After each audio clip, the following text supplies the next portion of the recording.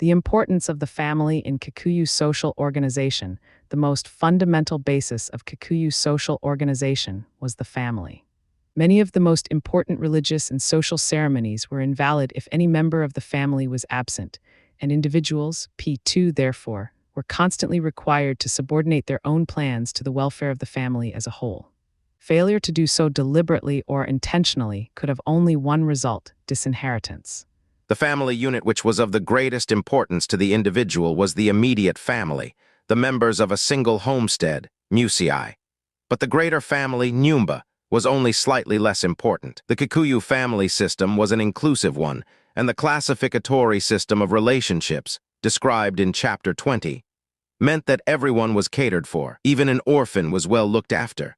For when a mother died, a classificatory mother took her place. Only in exceptional circumstances, such as a severe famine or an outbreak of smallpox, was anyone ever deserted. 11. In the average Kikuyu homestead, the bonds of friendship and love which linked a man, his wives, and their children were very strong. For example, although from every animal that was slaughtered there were certain joints that belonged by right to the children, others that belonged to the women, and yet others to the men, it was seldom that a father did not give bits of his own portions to his children and his wives. Furthermore, the anxiety that a father showed if a child was ill, or that a husband felt if his wife was not well, was just as great among the Kikuyu as among Europeans, even if it was manifested somewhat differently. The proportion of a Kikuyu's wealth that he expended upon his wife and children was very great, and a man would often deprive himself of much that he desired in order to provide suitable ornaments and garments for his sons and daughters, and in order that the rites and ceremonies that were performed for them at various stages of their lives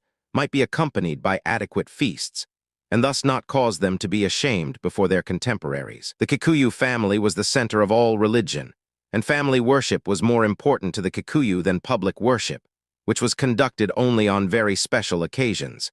And it was from his or her parents that every child learned about God and about the spirits of the departed. Similarly, it was in the family circle that Kikuyu children obtained most of their education, much of this informal education being imparted by means of stories with morals. Every father spent much of his time in the evenings talking to his sons, while every mother similarly taught her daughters, and it was these sessions which were largely responsible for the strong bonds existing between Kikuyu children and their parents. Further education was imparted by making the children share P3 in the life of their parents. Girls learned to do agricultural work and to cook by helping their mothers do this work, and in turn they learned to be mothers by looking after their small brothers and sisters. As boys grew up, they learned to take a large share in the work of herding goats and sheep. They were taught that an important part of their job as young men would be not only to defend the tribe against the Maasai, but to raid the Maasai and capture goats, sheep, and cattle so as to keep up the supply of these animals,